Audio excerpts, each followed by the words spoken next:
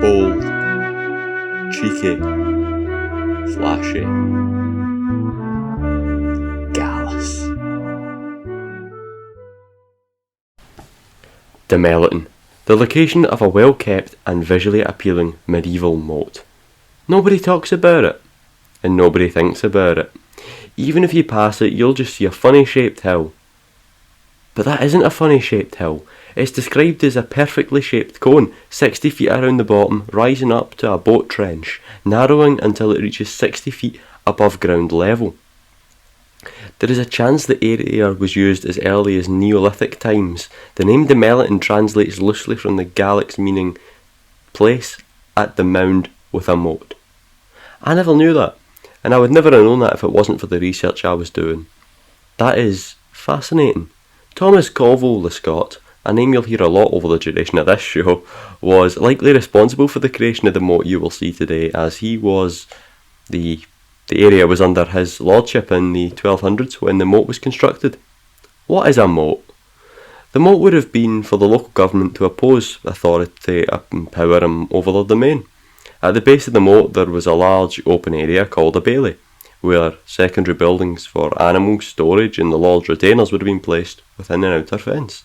You can still see traces of the outlying bailey ditch, but there are no traces of any building work. A footpath has been added to the moat where the muck water used to be. The website I sourced and paraphrased the information prior is referenced and linked in the episode descriptor. And thanks Britain Express for an excellent write-up of the moat. I read that the site has classed the moat as an ancient monument, which will only further keep it well preserved. Clap, clap. Welcome to the Gallus podcast. I am your host, Ryan Robertson, and I have a passion for many things. They range from professional wrestling to the sequel to the film Paddington. But above all else, I have a passion for my home of Ayrshire. I have an appreciation of the villages and towns within, their attractions and their history. But as a teenager, I've realised that not many people my age share the same appreciation. In fact, they all want out. So I've put together this series titled Ayrshire Untold that will take a deep dive into 3 locations from all around Ayrshire. What will each episode involve? The answer to that question is every episode of the series will be slightly different, with their own quirks, their own unique segments, much like every town within Ayrshire. But every episode will include some familiar features, again, like every town, village in Ayrshire. Every episode will see the history of the chosen location discussed, but not the face-level stories. Some more unknown stories will be told, the interesting ones. There will also be a focus on the attractions to each of the locations, reasons to visit. But most importantly, the focus will be on the opinions about the place by the people who live there. All of that will become clear as and when it happens. Now this episode, as teased during the cold open, is about the one and only village of Dalmellington within East Ayrshire. The episode will cover general facts about the location. It'll take a brief look at the origin of the village.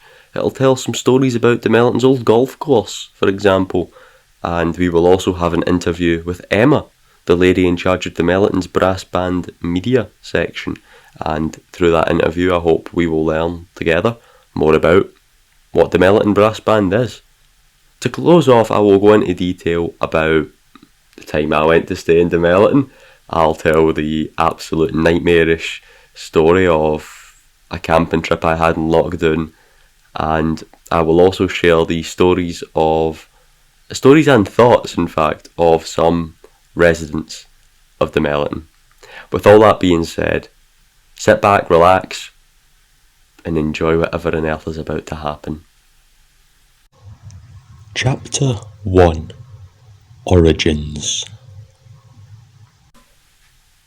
Firstly, I'm going to give you some general pieces of information and random quotes about the town or village of Dalmellington. To clarify here, I don't really know if Dalmellington is a village or a town. I am likely going to be very inconsistent, but I'll settle on village. It's a guess. Now this section is going to be a hot mess of random unconnected pieces of information and quotes, like majority of this episode. Now 2 sources for the up and coming information. Wikipedia, because sometimes you should trust it, and I doubt anyone would have changed the information on there, and if they have, oh well, I'm believing it. The other source, a book titled Ayrshire, The Story of a County by John Strawhorn, from 1975. That, at the time, would have set you back £3.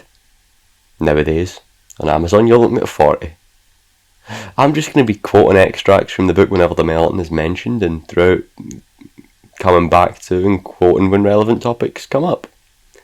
Dalmellington is in East Ayrshire, and it is geographically located next to Bellsbank, a place that used to be a part of the village until they split. And Patna, meaning Patna is also next to Dalmellington. In 2001, the village had a population of 1,407 and an estimated population in 2020 of 1,340. Dalmellington has 2 schools within it, being Dalmellington Primary and Doon Academy. Dalmellington is home to the only self-level curling pond left in Scotland. 6,000 years ago, is it expected Dalmellington was first called home to someone? This is a quote from Wikipedia, and I'm going to let it speak for itself. During the First World War, an ultimately unsuccessful attempt was made to establish a gunnery school at Loch Doon. Although it was in breach of the Geneva Convention, large numbers of German prisoners were involved in its construction. That's going to do it on Wikipedia's scene setting, and now onto the super cool book. In 836, Alpin of the Kintyre Scots landed at Ayr to be defeated and slain at Light Alpin near Dalmellington. At Ayr, a new train station was opened 1857 and lines extended south to Dalmellington. For King Kyle, grants were made by the king himself to lesser barons who owed direct allegiance to the crown. We have references only to Philip de Colville Ochiltree and Thomas de Colville le Scott, Dalmellington. Unfortunately, because Dalmellington is such a small village, there aren't many stories or references in the book, and the Wikipedia contains very little aside from longer stories I will be covering potentially across the remainder of the episode. Spoilers. I collated that information and had a list, pretty much, of the weirdest random facts about Dalmellington, and I could not find a way to work them in to the rest of the episode, so I thought, why not just have this one little section that's an absolute hot mess of really, really weird facts, stories, quotes. That section was a hot mess. I very much enjoyed making it. Oh, this episode's already going downhill. Just you wait for me to start talking about my time in Dalmellington. However, up next is remotely serious and I would argue quite interesting, so stick around. Chapter 2. Golfing. I found a website called Forgotten Greens, and that has a section on an old Dalmellington golf course. I had no idea Dalmellington ever got a golf course, but when you think about how nice the area is, it makes a lot of sense. Must have been a nice course. The course was opened in May 1926 by Mrs. McCarram of Craigellon and placed on the Man's Glebe property. Anyway, by 1940 the government took over the land, cut down some trees and built a series of houses for Bevan boys who were brought in to work in local collieries. Nowadays the site has a private home for the elderly on it and a bunch of modern private bungalows, one of which is home to Mr. Hugh Johnson, MBE, and Secretary of Doon Valley. The more you know. I will now read an extract from an article from the Ayr Advertiser discussing the opening of the club and its potential impact. It was an article from 1926, so please forgive any hesitations when reading this article. Please forgive any muck-ups in words. I'm just going to try, and we're going to learn together. Ayr Advertiser, July 1st, 1926. Opening of the Dalmellington course. Dalmellington is now in line with other popular holiday resorts in that it is in possession of a beautiful golf course. In the sheltered grounds of the glebe and two adjoining fields, and occupying a most picturesque site, a 9-hole course extending roughly 1,900 yards was formally declared open on Wednesday night by Mrs. McAdam of Craigellon, whose generosity towards an interest in the club have greatly contributed to the successful outcome of its efforts. Mr. J.W. Smith, President, extended cordial welcomed Miss McAdam to and expressed the thanks of the committee and its members to her for her kindness. He sketched the origin and development of the club and extended a hearty invitation to the public to become members. The membership was now 60, a very satisfactory figure considering the times, but he hoped for even more support. Mrs. McAdams, in declaring the course open, expressed her great delight at the formation of a golf course and hoped it would be taken advantage of. Thereafter, Mr. J.K. Rutherford, Secretary, in presenting Mrs. McAdam a souvenir of the occasion, thanked her for her liberty,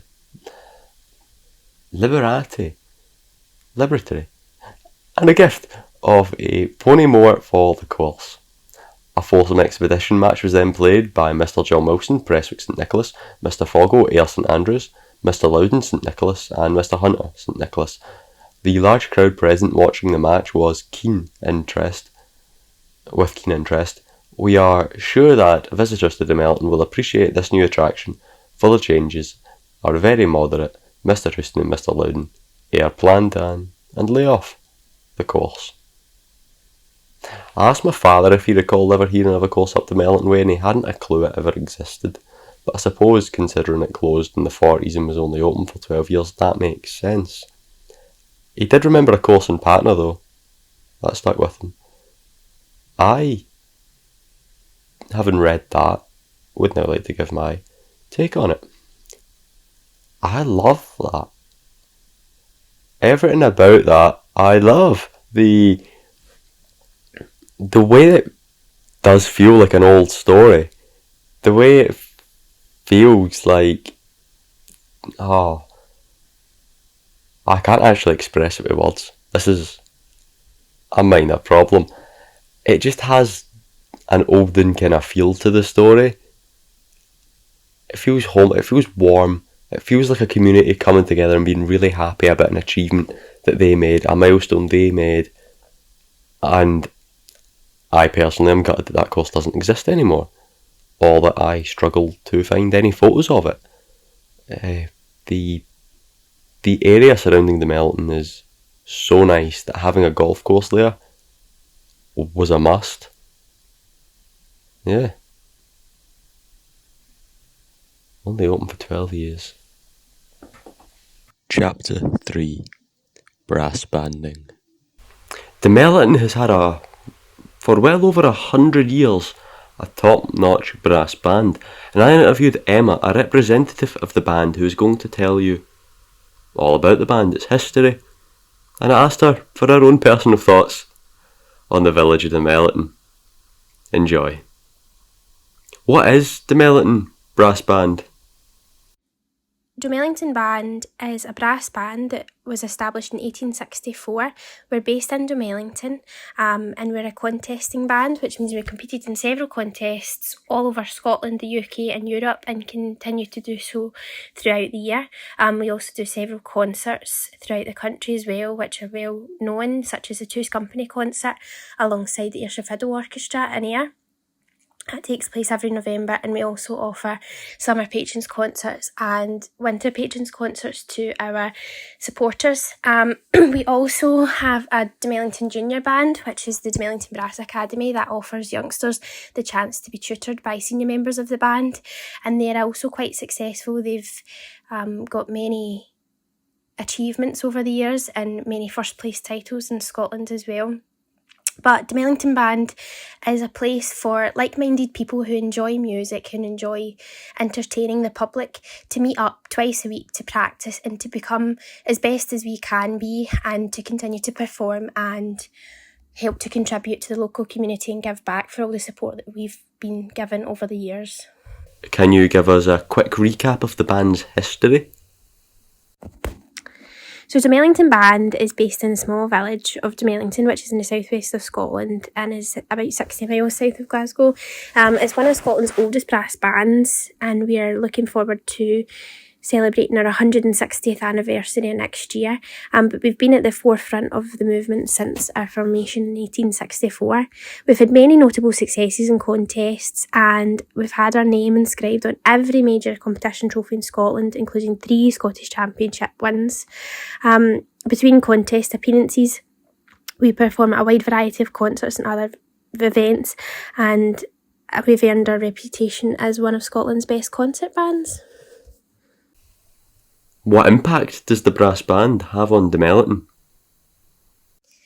The band has a major impact on not only Dalmellington but the surrounding Doon Valley. As we've been part of its history for the last 159 years, we've taken part in many local celebrations and events, and we're always happy to take part and to give back to the community.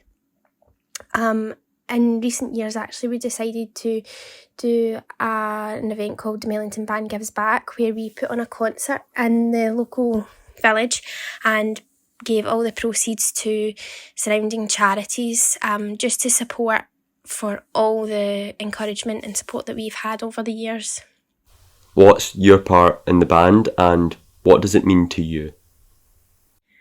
So I play second tenor horn in the Dalmellington Senior Band. I've been a part of the senior band for the last 9 years, but I joined the Dalmellington Junior Band when I was only 12, so it's been a major part of my life for the last 12 years, and without it I can honestly say I wouldn't be where I was today. It's been a major influence in my life. It's helped me to make so many new friends, not only in the village, but being with the band has given me the opportunity to travel round about the country and make various different friends and connections in other places of Scotland and the UK and even other parts of the world. It's been a great opportunity for me to be part of the band, and I look forward to going to the practices every single week. What's it like living in Dalmellington? So I'm not actually from Dalmellington, I'm from the neighbouring village Patna, which is only 5 miles away, but the whole Doon Valley is just so beautiful as a whole, and I spent a lot of time in Dalmellington as I went to school there, and obviously because of the band as well. But Dalmellington and the surrounding areas is such a lovely place to live, and the community is so welcoming and they support each other in so many different ways. You notice that all the different communities and shops, they all work together to help support each other and to promote events in the area and to just promote the youngsters in the area, as well as just all the events and the charities as well. It's really lovely to see everybody working together in such a nice way, and I feel that it's something that you only get in these small villages where everyone knows everyone. What's your favourite place to go in and around Dalmellington? I'd say one of my favourite places to go in Dalmellington would just have to be any of the walks that are in or around the area. One of my personal favourites is to go to Loch Doon. The scenery is so beautiful, and there's so many wonderful walks that you can go on, and even just to take a picnic up or to buy a coffee from the cafe and go a walk with your family or with the dog. It's just nice, and we're so lucky to be able to have something like that on our doorstep. Thank you. Do you have any final remarks? I'd just like to say thank you for taking the time out to recognise the Dalmellington Band and to include us in your podcast. It's been great to be able to speak to you and to be able to tell you a little bit more about the band, so thanks for having me. Thank you to Emma for answering my questions. Links to everything Dalmellington Brass Band can be found in the episode descriptor.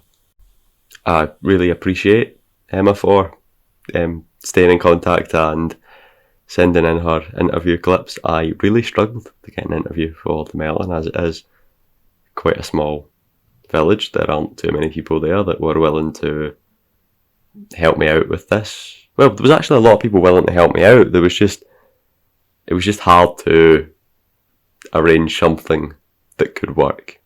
So to anyone that I asked, anyone that I spoke to, thank you. To any stories I collated, thank you. And well, now, oddly enough, it's time to hear a little song from the brass band. This is a song from the brass band that they said I could use from their Facebook. Enjoy.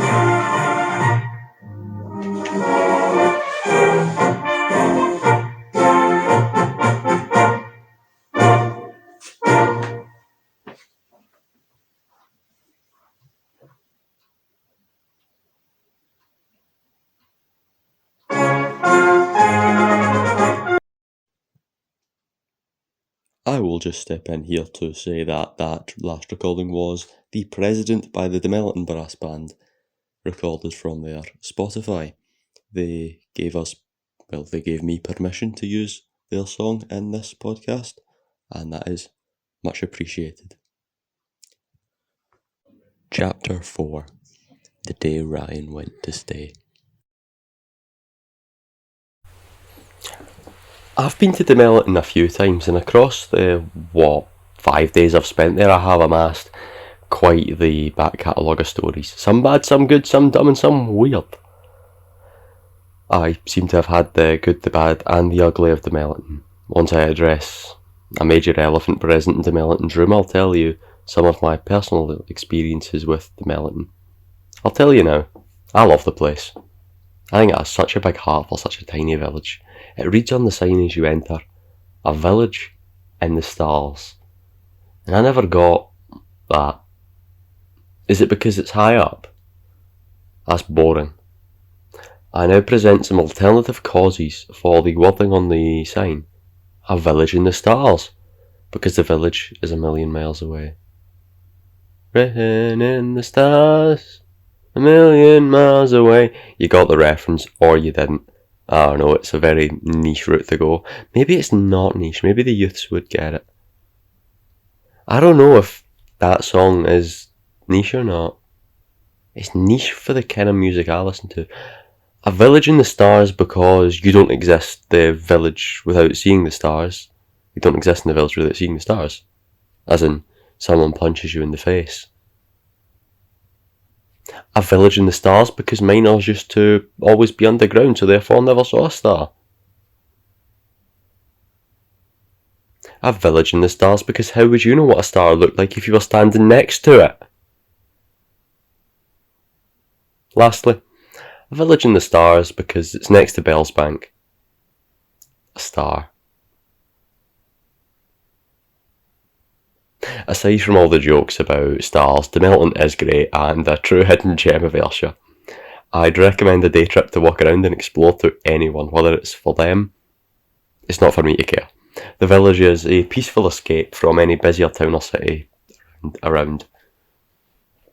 The first time I went to Dalmellington, I went with a group of my mates, and it was the last day of November 2019. Freezing cold, icy, frosty, and in Dalmellington, snow had lay from the night before. However, in contrast, the sun was out. It was warm and cold, and the sky, it was blue. It was breathtaking. One of those days you can see your own breath when you breathe. Anyway, after walking through the primary school where we found a giant section frozen over and temporarily converted into a makeshift ice skating rink, we danced around for a while. We headed up to the moat for some sledging. Minor to major problem being we didn't have any sledges, or any sledge-like things. We were really looking forward to racing each other down the moat. So problem solving came into effect, and you don't need sledges to make it to the bottom of a frozen snow-converted muddy grass hill. You just need a body. And so began our races of every combination of the 3 years. We did the hill race. 2 judges at the bottom, points awarded for style, look, creativity, and actually making it to the bottom of the hill. In terms of, in the moment, the decisions, this was great fun. In terms of the remainder of the day, this hurt a lot. Bruised and cold, but in a good mood, we continued on, and somewhere along the trip, one of my mates gained a scar on his face. Okay. The highlight of the day came shortly after this. We went a walk up to where some of the old mines and apparently a train line had ran. The walk, I cannot explain how nice it was in the sky and grass combination, the clouds with the frost. It cannot be explained, but just note that my opinion of the Dalmellington and holding it in such a high regard is purely because of this hour of my life. Peace, serenity, and chaos. We took some of the nicest photos we'd ever taken as a collective, but all good things end as it was almost home time. Made a stop at the local chippy first though, quite good. And then we went home. I thought it would be wise to take a girl on a date to Dalmellington. I'm a creative guy. It was a terrible idea, but I'm full of those. And without fail, I will execute every single one of them. Summer of 2020, the world had just opened up and I'd only met the girl a few times. A few times seemed plenty to drag them off to a village in the middle of nowhere. Well, the stars, that's a callback to earlier. The bus ride into the countryside, not just to hoof about the village, but to go exploring far off. There is this one hill with a beautiful view of the village, slated rocks that crumble as you crawl up it, because you have to crawl. And it's a very big hill. Is it safe? Probably not. Did you have to jump a barbed wire fence to access? Probably. After dragging her up this horrific hill climb, we got to the very top, lay enjoying the sun. How nice. Anyway, I grew bored and saw a bigger hill behind this hill, and I wanted to climb it. So after some convincing, away we went. We found a different way down the hill and began to climb up, wandering through all sorts of grass, thistles, thorns, flowers, sheep, anything painful and sticky you find in the wild. Once we got to the top, there was a road with a biker gang on it and a bigger hill behind it that I wanted to ascend, but we decided home time. Back the way we came, I guess, through all sorts of grass, thistles, thorns, flowers, sheep, and anything painful and sticky you find in the wild, back up the original hill and down it again. It's easier to crawl up a slated hill than it is sliding back down. To go down a hill that is coming down with you is a nightmare. Now, I had great fun. I've never been skiing, but I assume this is what it's like. Surfing, sliding rocks down to the bottom. You've got your arms extended, these rocks are falling behind you as you are in control. Balance, key. When I got to the bottom, I turned and saw that she was still about 90% at the top of the hill. Sliding down, seated. Bum shuffling, they'd say. I suppose that is the safe way. No fun though, so I scrambled back up to try and help her down. for my own fun, because it meant I got to continue surfing on my way back then. We reached the bottom and started heading for the bus to go home. The back of our light blue jeans were completely black, as if she sat on her descent, of course, not as if she sat, that would have been weirder. As she sat on her descent, and there was all sorts in this hill. She told me a few weeks later that it led to her dyeing the rest of her jeans black. The takeaway is Dalmellington can really help fashion designers. Real ways to dye jeans. Slide down a hill. Anyway, I'm sure she had a great time. Went camping at Loch Doon a few years ago, 2021, during the summer holidays. Went with 5 of my mates, great guys. We had the full kit, an individual tent each, a massive communal tent for us to hang out in, scran, juice, clothes, scran, bacon, midgie repellent spray, fire making equipment, fishing gear, and the best spot in the entire location right by the water. Now, the summer holidays lasted for 7 weeks that year, and it was glorious sunshine 6 of those weeks. Guess what week we ended up camping at Loch Doon? You're likely wrong, it wasn't one of the 6 bright and sunny weeks, it was the miserable, rainy, terrible week. But we had faith. We had faith that the rain wouldn't be too big of a problem. In fact, we had faith it would go off and stay off. We arrived at Loch Doon and no rain. We found a cracking spot and set up our tents just by the loch, down from the main road, by the caravan site. Great wee spot, good views, everything you could want. Once we'd set up, myself and one of my friends went on a search for firewood, and for some reason we chose the other side of the loch. A pointless 30-minute trip. Good conversations and all, but the novelty of the situation hadn't wore off at this point. We had about 4 carrier bags each to fill with every different type of wood you can find in the wilderness. Do you know what we failed to consider? 30 minutes away from the camp, it had been raining. It wasn't currently, but it had been. This meant the wood's twigs and kindling was unusable, as it was all soaking wet. Ah well, we said, filled our bags anyway. I'm pretty sure a few of the bags were ripped and we lost some of our firewood on the long trip back to camp. When we got back to camp with absolutely nothing useful, we learned nobody else had really done anything that needed done. We waited around for a while before deciding to go hunting for firewood closer to the camp. We had a gold mine, maybe 5 minutes away, and made a few trips back and forth with usable firewood. We had enough for a short while. As the others started to make a fire, we went further to source supply for the night and the next morning. Now is the point I'd like to tell you about my tent. It was pitched on a slope. Bad idea. The door hadn't shut fully. The zip jammed at one point. Midges also gathered at the front entrance because, well, there wasn't a door and we were by the water. I couldn't keep them out. I avoided my tent like the plague because it was just as equally terrifying in my mind. As we were returning to the site, and the 5 minutes it had taken us to source a significant amount of future use firewood, a couple had set up a hammock and a tent between our site and the wood bank. This led to us making the executive team decision if we needed more firewood. We were sending the others, didn't want to risk passing them. Until we did, after a few hours of fire and dreadful teenage boy banter, and the likes of your worst nightmares occurred. Then the likes of our worst nightmares occurred. Rain. Lots of rain, so much rain. We collectively retreated to our communal tent and set up in it a lantern for light.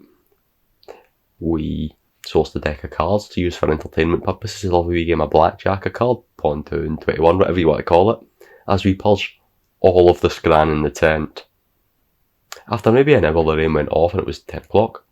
4 of us decided time to go a little night walk into the dark and see what happens. 2 of us decided bed. I wasn't up for going to my tent. You wouldn't want to go to that tent ever. So I went a lovely peaceful walk. On our walk we had to pass the hammock lovers, that's what I'm going to call them. Not trip, and down very slippy rocks. Dodge what we soon found out to be a dead sheep, and then dodge a full herd of sheep. It was great. After a good few hours we returned to the site, went back to the communal tent, spoke and laughed loudly because some of us had went to bed, idiots. Soon we had to go back to our tents, to bed. Idiotic that too.